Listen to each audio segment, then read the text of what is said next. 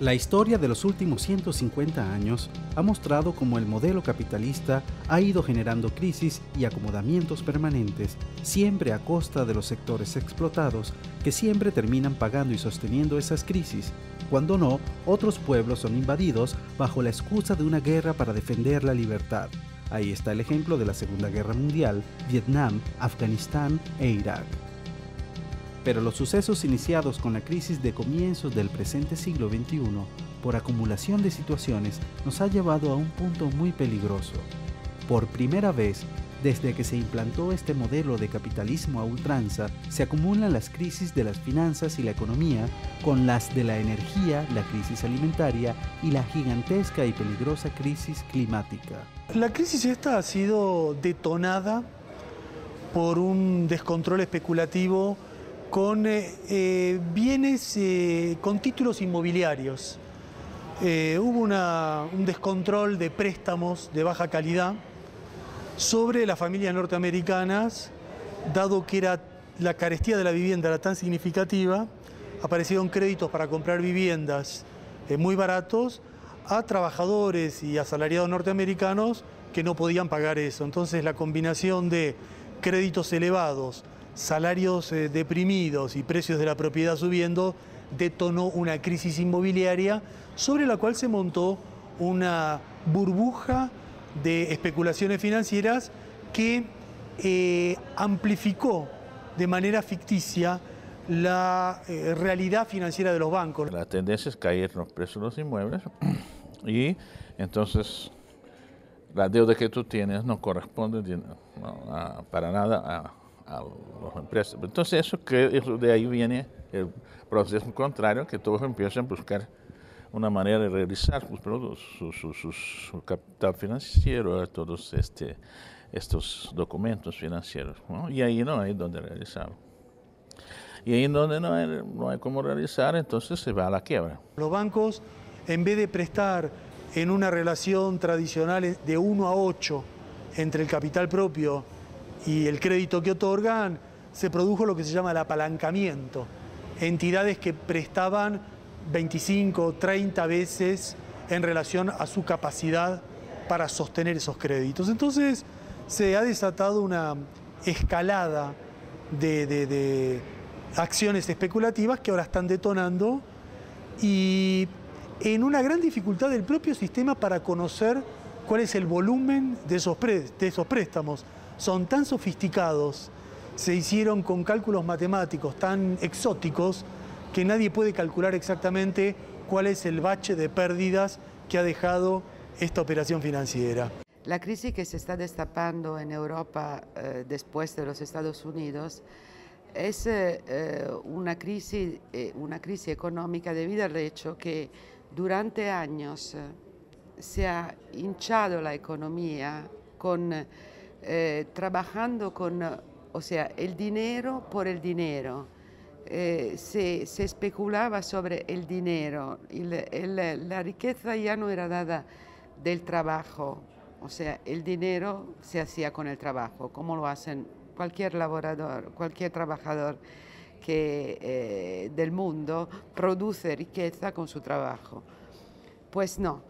La riqueza se producía con el dinero, invirtiendo el dinero, haciendo cosas como los bonds y todas estas cosas que se han inventado para especular sobre el dinero. Entonces ese dinero realmente no estaba.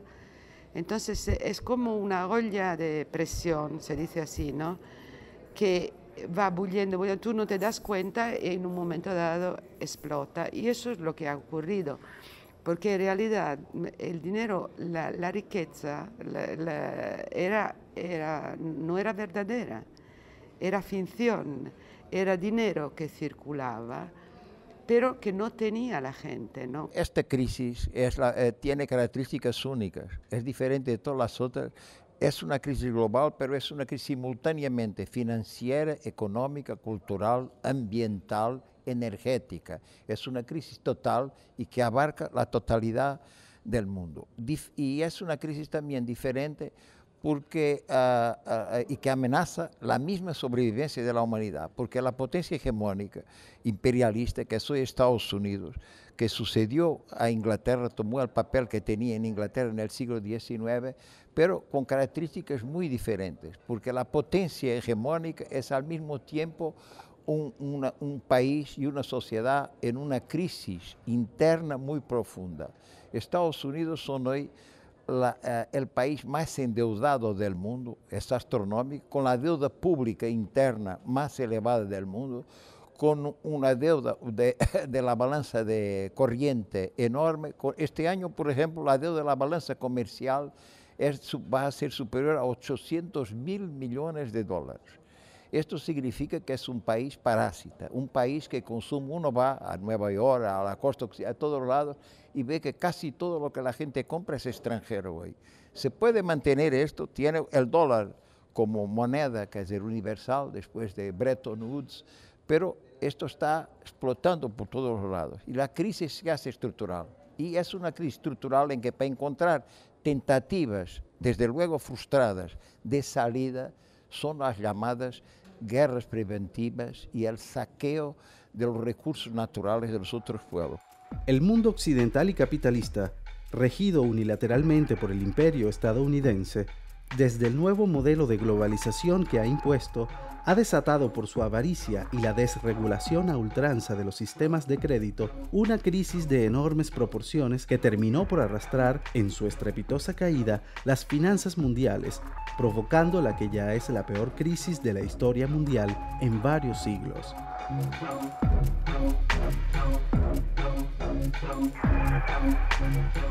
La extensión de la crisis es demasiado grande por una razón de tipo estructural muy importante.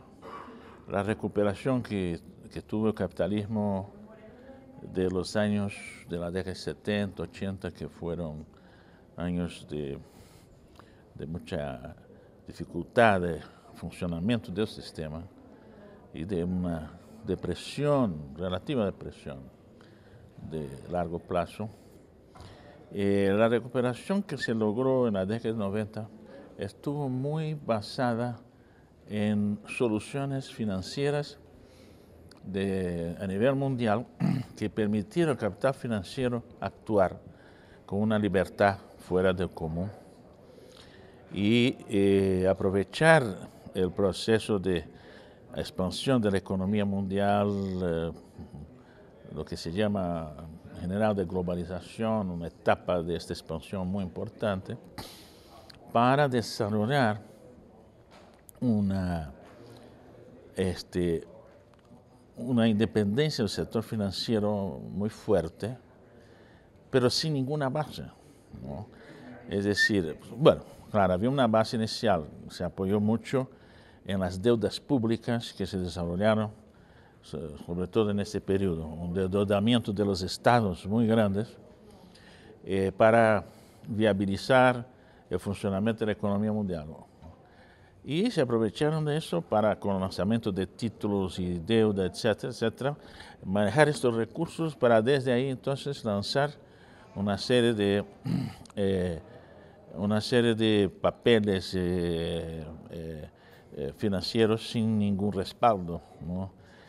Basta decir, para ver la gravedad de la situación, que más o menos se ha calculado que entre el Producto Bruto de todo el mundo, es decir, todo lo que se produce en el mundo, y los valores financieros que estaban circulando en el mundo, son ellos por lo menos unas 14 veces más que todo el producto del mundo. Es decir, que si alguien quisiera realizar estos papeles, por alguna razón, simplemente no habría nada que comprar o cómo usarlo, ¿no? Y eso es lo que realmente pasa. La perspectiva después del derrumbe financiero de todas las bolsas del mundo es el derrumbe económico mundial de una gran magnitud, por lo menos idéntica, si no mayor, a la ocurrida durante la Gran Depresión de los años 30 del siglo XX. La actual crisis financiera, desarrollada desde hace ya más de un año producto de las hipotecas basura, de la burbuja inmobiliaria estadounidense y amplificada por la usura y la avaricia del sistema financiero internacional al resto del mundo, terminó por arrastrar a los estados del primer mundo a realizar salvatajes multimillonarios sin ningún resultado positivo hasta el día de hoy. Alguien dijo que el capitalismo es como un vampiro que se regenera a sí mismo. O sea, que tú le picas a muerte, pero se vuelve a... Y entonces yo creo que seguirán los parasitas que han ganado dinero con el dinero. Lo que ocurrirá en Europa será que la gente se quedará en el paro, habrá muchísimo más desempleo, habrá muchísimos más pobres, como ya está ocurriendo cada vez más. Es la verdad que hay diversas crisis que son conectadas y Marx dijo en su tiempo que el capitalismo destruye al ser humano y destruye también a la planeta. Y ahora vemos que es la realidad, que había previsto lo que está pasando actualmente. Es decir, que hay dos lógicas. La lógica de las multinacionales es una lógica de, ¿cómo se dice? ¿La ley de la selva? Bien. Sí, es decir, que el capitalismo está basado en tres principios. En primer lugar, la propiedad privada de los medios de producción. Es decir, que las multinacionales deciden y no la gente. Y eso no es democrático, porque ninguno ha elegido a las multinacionales. El segundo principio es la concurrencia. Es decir, que para ser un buen capitalista, tú no puedes ser una actividad normal, tú necesitas eliminar los rivales. Pero eso es absurdo, porque la producción es necesario y cerrar una fábrica es absurdo, ¿no? Y el tercer principio importante es que para ganar la competencia hay que realizar una ganancia, un beneficio no normal, pero una ganancia de 15% extraordinaria.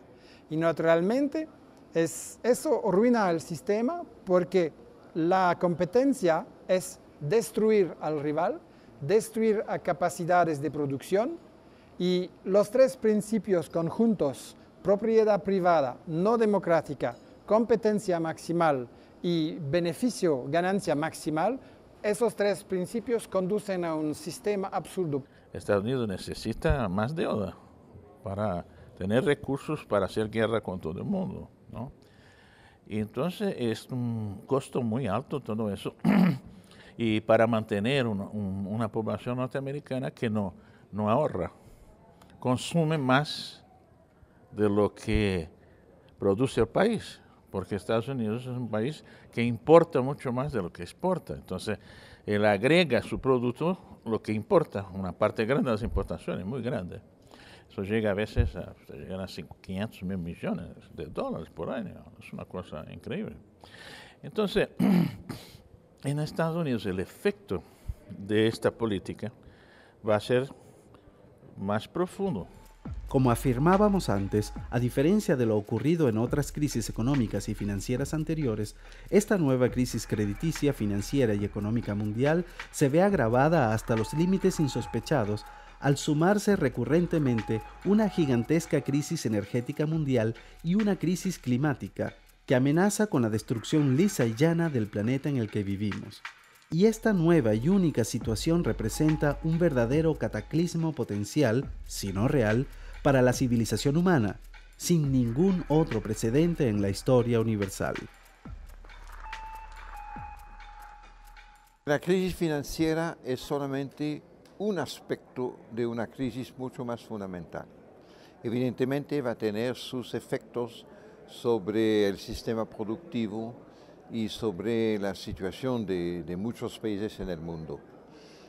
Pero la crisis financiera es solamente un aspecto de la crisis fundamental, que es la crisis de la lógica de la organización de la economía mundial y de todos los otros aspectos políticos, ideológicos que hacen un conjunto con el tipo de organización del crecimiento material de la humanidad.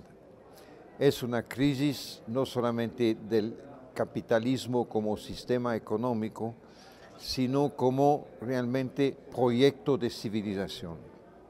Así, es muy importante ver que las otras crisis tienen la misma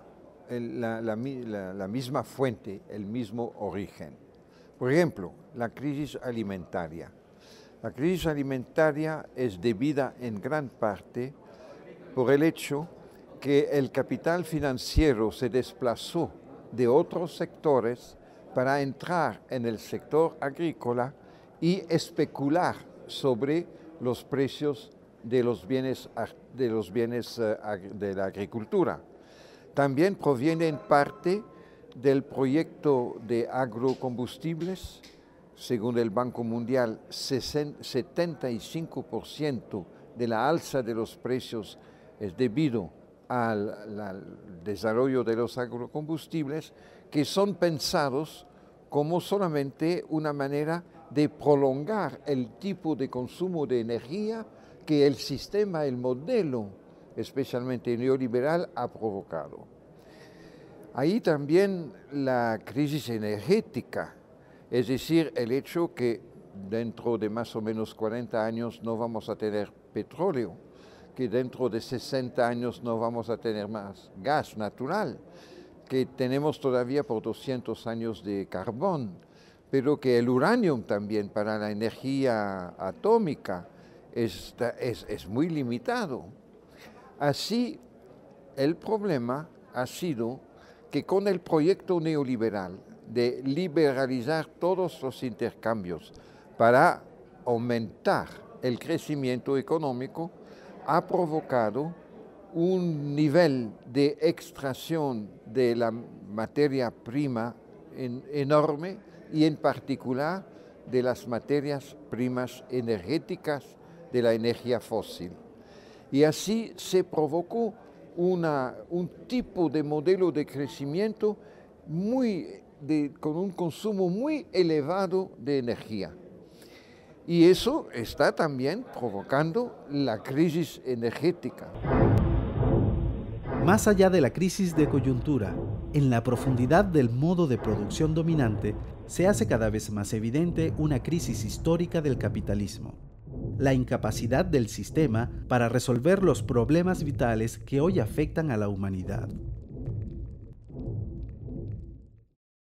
Se ha hecho una presión sobre la inteligencia humana de hacer con que la gente crea que el mundo funciona bien y puede funcionar bien en una economía que ellos llaman de libre mercado. Una economía que no existe. Nunca hubo una cosa llamada equivalente a un libre mercado, ¿no? Los mercados se crean en función de las necesidades de las personas, de las instituciones, de las actividades económicas y políticas del Estado, y etcétera, religiosas o lo que sea. Son las necesidades humanas que llevan que unos produzcan y otros compren, etcétera. No, nunca hubo un libre mercado realmente. En mi opinión, esta crisis financiera es una crisis sistémica de todo un modelo de regulación del capitalismo global desde finales del siglo XIX hasta ahora, lo que Giovanni Arrighi llama el largo siglo XX, es decir, el ciclo sistémico de acumulación que ha estado presidido por la hegemonía estadounidense. De alguna manera, como todos los ciclos sistémicos de acumulación en el capitalismo histórico, se ha podido regular en la medida en que determinados sectores de la economía mundo capitalista, tanto del centro como de la periferia, han sido integrados en una determinada hegemonía social que ha permitido que el sistema pudiera, digamos, reproducirse, política, cultural, socialmente y también desde el punto de vista de la acumulación, por supuesto.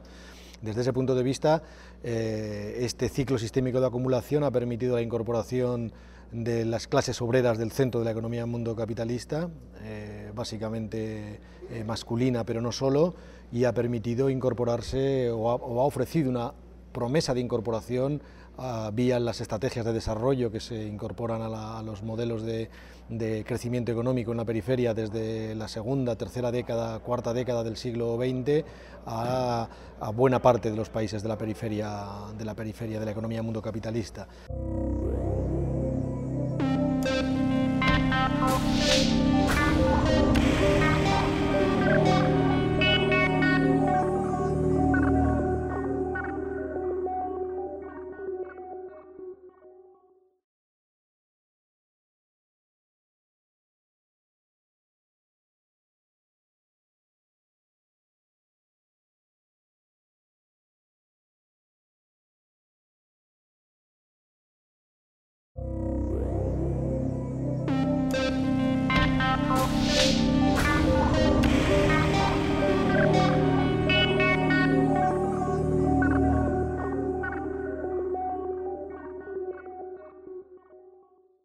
Estamos al inicio de una crisis mundial que se desata a través de una crisis financiera ya anunciada desde hace años, pero a la cual los capitalistas no dieron importancia, ocupados todos en maximizar sus ganancias a costa de los explotados, del ambiente y del futuro de la humanidad. La segunda revolución industrial, basada en el petróleo, se estrelló contra la realidad de una oferta muy limitada de crudo. La demanda de la nueva población en aumento se topó con reservas petroleras finitas, lo que provoca irremediablemente inflación, y esta se vuelve tan poderosa que termina actuando como una fuerza de resistencia al crecimiento económico mundial y este se termina por contraer.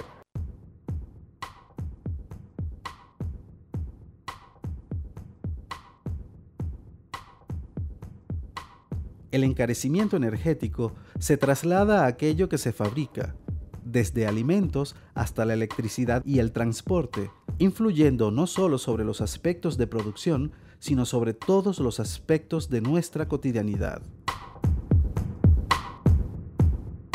Desde el final del siglo XIX para acá, se ha acentuado mucho una economía monopólica. Y del siglo XX, comienzo del siglo XX para acá, una intervención creciente del mundo, del Estado, para favorecer los monopolios y permitir que el capitalismo subsista como sistema. El Estado ha sido el gran aliado del capitalismo. Digamos, un país como Estados Unidos, el producto, la participación del gasto público en el Producto Nacional Bruto, de todo lo que producía el país, era de 3-4% en el principio del siglo XX. Hoy es 40 y tantos por ciento. 40 y tantos por ciento de todo lo que se produce en el país es el Estado que compra o eventualmente también entra en la producción, pero lo más importante es que entra como comprador fundamentalmente, ¿no? Entonces, en Europa, países como Alemania, Francia, que estaba en torno del 10% en el principio del siglo, 8 o 10%, estaban con 60%, 60 y tantos por ciento. Entonces, el Estado es el gran articulador del consumo moderno, es el que organiza ese consumo, es el que consume a través de sus trabajadores también, a través de lo que sea, de las varias actividades, pero sobre todo también a través de inversiones que el Estado dirige y organiza y actividades que el Estado organiza. Salud, educación, etcétera, etcétera. Ese modelo es el que ahora entra en crisis, en tanto en que la promesa de recompensas para las clases subalternas, las clases dominadas del centro, experimenta una crisis importante a finales de los años 60 y principios de los años 70, y la promesa de desarrollo de los países de lo que se llamaba anteriormente tercer mundo encuentra una quiebra prácticamente definitiva a finales de los 70. De la década de 1970. Ese modelo de legitimación, ese modelo de acumulación, ese modelo de recompensas políticas, culturales y sociales es el que entra en crisis básicamente en los últimos 25 años, o 25 o 30 años. La estrategia neoliberal es un mecanismo, digamos, de corrección de esa emergencia fuerte de estos nuevos sujetos políticos, que en realidad arranca de todo el proceso de descolonización y arranca de todo el proceso político, de crítica cultural, etcétera, etcétera, que se desencadena con la Revolución Mundial de mayo del 68, y ese modelo de regulación y de acumulación es el que hace crisis en estos momentos. En ese sentido, en mi opinión, tanto la guerra de Irak como la crisis financiera actual responden a la quiebra de ese modelo de reproducción sistémica que no puede mantener los equilibrios que había mantenido durante los últimos 40, 50 años. Va a ser muy difícil para Estados Unidos recuperar un crecimiento económico significativo que él tenía de cierta forma. Claro, los últimos años ha sido mucho más bajo que los países, sobre todo los países del tercer mundo, que han expandido mucho sus exportaciones, sobre todo para China y para toda una nueva economía que se está desarrollando en el tercer mundo. Entonces,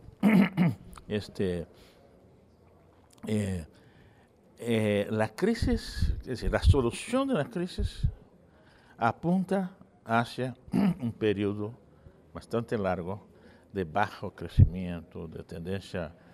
No creo que llegue a una recesión propiamente, ¿no?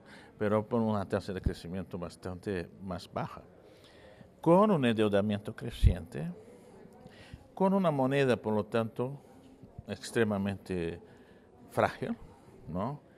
Y lo que va a llevar, evidentemente, a que la gente busque otras monedas. El euro es una de ellas. El euro está, Europa también está haciendo una solución parecida, pero Europa por lo menos está estatizando las empresas que fracasaron. Y si va a poner dinero, eso pasa a ser entonces propiedad pública. Y si va a organizar la empresa y hacerla productiva, que sea para el Estado y no para el sector privado, que es posiblemente, como siempre, en 4, 5, 6 años más, no sé, van a buscar privatizar estas empresas. Pero eso también es otra consecuencia desde el punto de vista ideológico, cultural. De Estado mínimo y vuelva a tener una participación mínima en la economía. Era una cosa absurda, ¿no? Era una pretensión económica de volver al siglo XVIII, donde el Estado tenía un rol mucho menor de lo que tiene hoy día.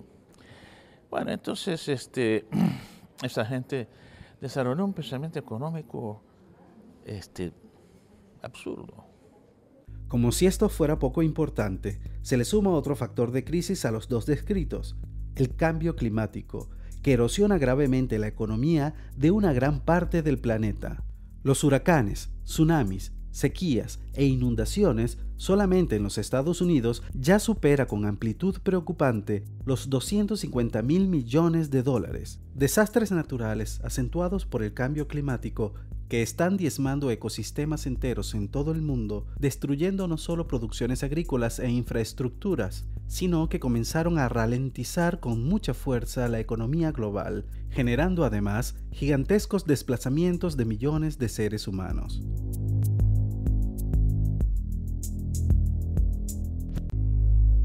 Ahí la crisis climática, que tal vez es la más profunda de todo.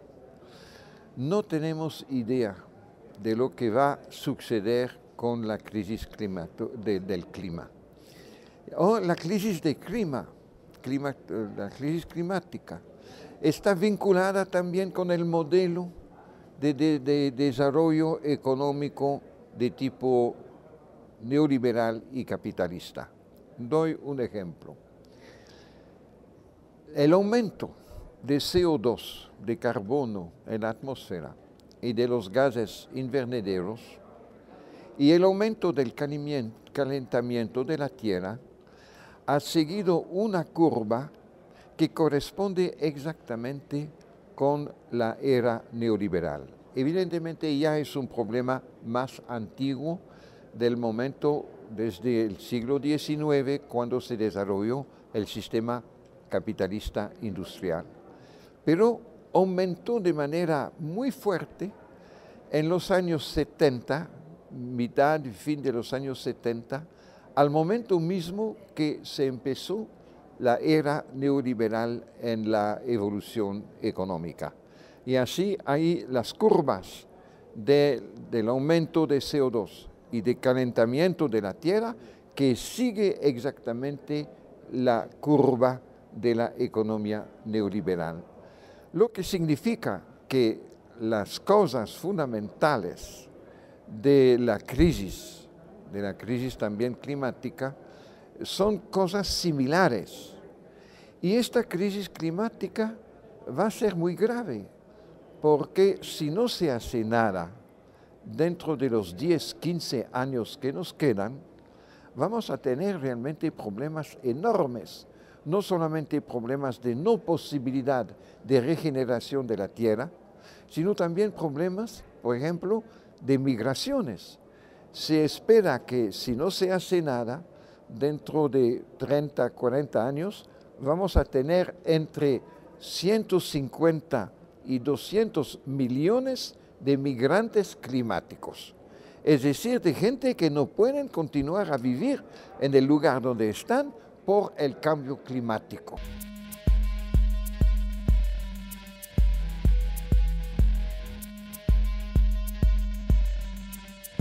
El modelo económico que terminó de explotar hace unos meses, llevando a millones de norteamericanos a enfrentar ejecuciones hipotecarias y a los bancos al borde del colapso y la quiebra, es el resultado de vivir endeudándose durante 18 años por encima de sus posibilidades, generando así, en los Estados Unidos, una economía quebrada. Pasaron de un pasivo bruto del sector financiero de un 21% en el PIB en 1980 a 116% en 2007. Y el Estado entra entonces a proteger los que han hecho todas esas cosas para que ellos no quiebren. Eso ha hecho Japón también en la década 90. Y mira, en Japón para que tú veas qué representa esto. Japón, que era un país con una gran liquidez, mucho dinero, Japón tenía en este momento, porque tenía superávit muy grande con Estados Unidos, con Europa, y los 10 mayores bancos del mundo eran japoneses y todo. Bueno, entonces el Estado entra a proteger ese sector financiero, y esto le cuesta al Estado un Producto Nacional Bruto del país. El Japón hoy debe próximo del Producto Nacional Bruto del país, de todo lo que produce el país, se convirtió en deuda pública, deuda del Estado.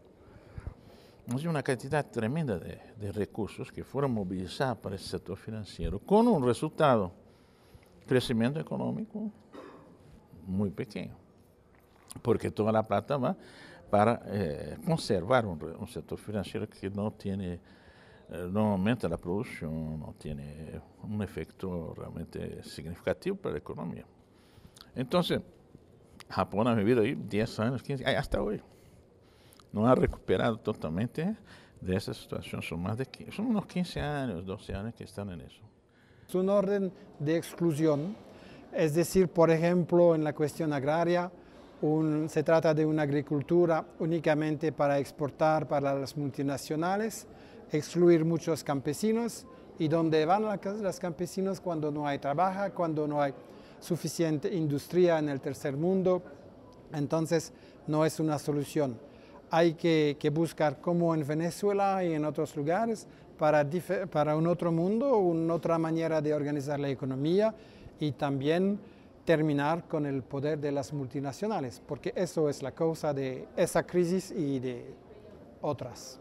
El efecto de esta deuda no cancelada ha impactado directamente en los bancos y aseguradoras, reduciendo el valor de las hipotecas basura y aumentando la inestabilidad del capital financiero, que se expresa en la caída de las bolsas de valores y la baja del dólar. De este modo, un aparente incidente nacional se transformó en una crisis mundial y rebota por todo el mundo, cayendo la confianza de los inversionistas, comenzándose a desangrar las economías de Estados Unidos, así como las de Europa y Asia, entrando en un proceso de recesión que nadie sabe cuánto durará, con consecuencias incalculables e imprevisibles en estos momentos. Los economistas de derecha piensan que esto es como un movimiento cíclico del capitalismo, de un sistema que se regenera permanentemente, que sufre una pequeña caída y después se levanta sobre sus cenizas y vuelve a renacer. No solo se olvidan todas las víctimas que quedan en el medio, sino que se olvidan que el capitalismo no es el único sistema. No es inexorable que los pueblos del mundo tengan que padecer esto. No es una fatalidad histórica. Existen otras posibilidades. Y una de las características de esta crisis es que deslegitima en forma contundente no solo a los neoliberales, a los ortodoxos, a los que decían que el mercado se autorregulaba, a los que diabolizaban la intervención del Estado, no solo los desmiente y los desprestigia, sino que esta crisis ha puesto en cuestionamiento al propio sistema y por primera vez en mucho tiempo se escuchan voces críticas contra el capitalismo, no contra un modelo, contra el propio capitalismo. Y es una oportunidad para que esclarezcamos nosotros a la población, a los trabajadores, que este es un sistema para beneficio de una minoría sobre el sacrificio de la mayoría. Y no solo ganan pocos a costa de muchos, sino que ganan pocos a costa de muchos, provocando periódicamente este tipo de cosas. Entonces, el socialismo del siglo XXI es una alternativa, es una opción, pero no para la gente de derecha, para los pueblos del mundo.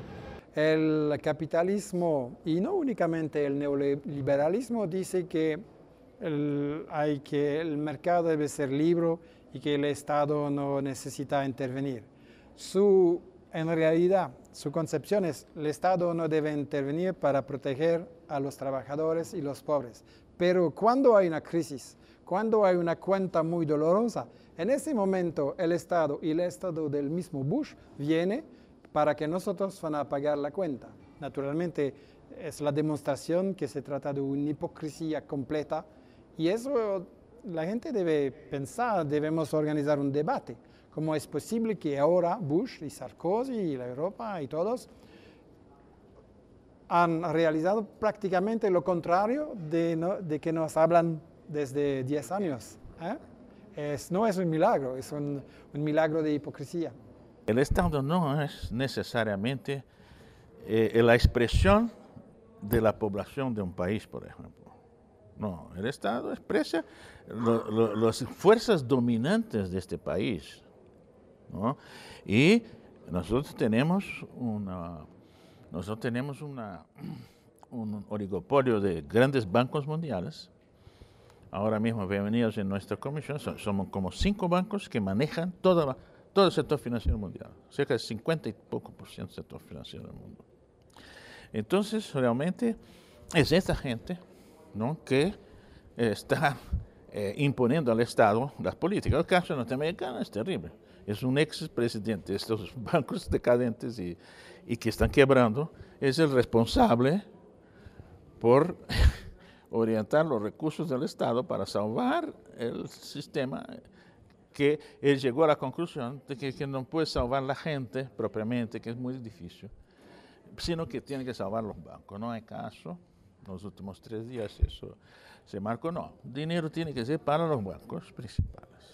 Y si los trabajadores y los oprimidos del mundo no encuentran un camino político para edificar una alternativa socialista, el sistema se va a reproducir de nuevo. No existe una eclosión terminal del sistema.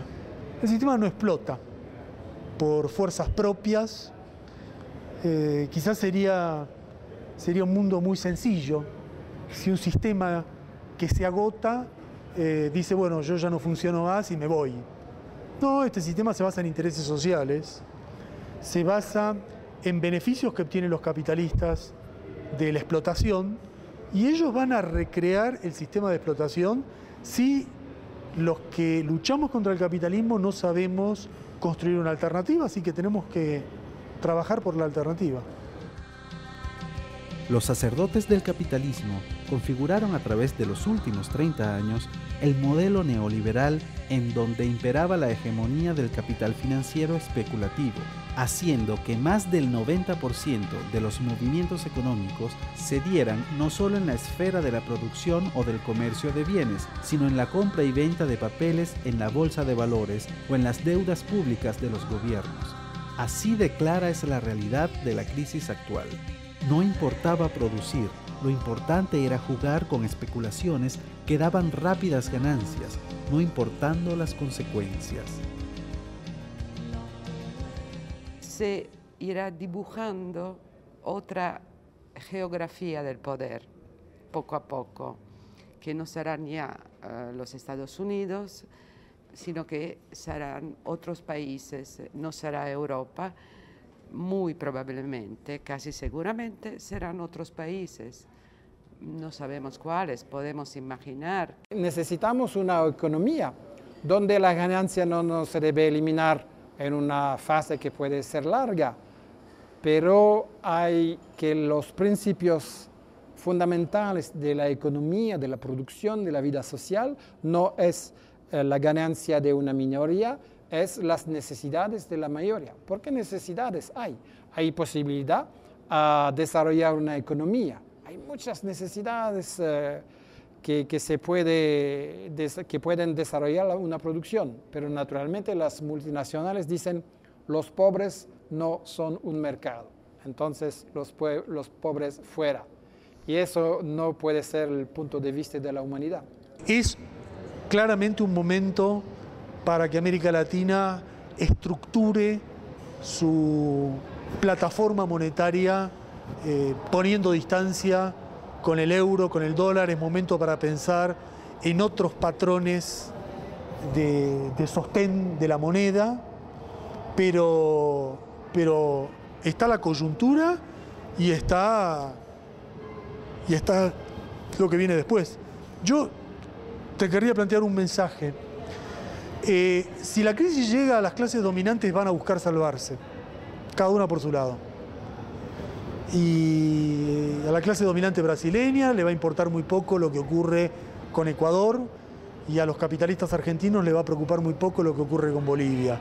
Solo los pueblos vamos a estar interesados en un proyecto común de América Latina, y tenemos que trabajar en esa dirección, en la dirección del ALBA, en la dirección de una integración popular de América Latina más indispensable, más urgente ahora que en ningún momento de nuestra historia.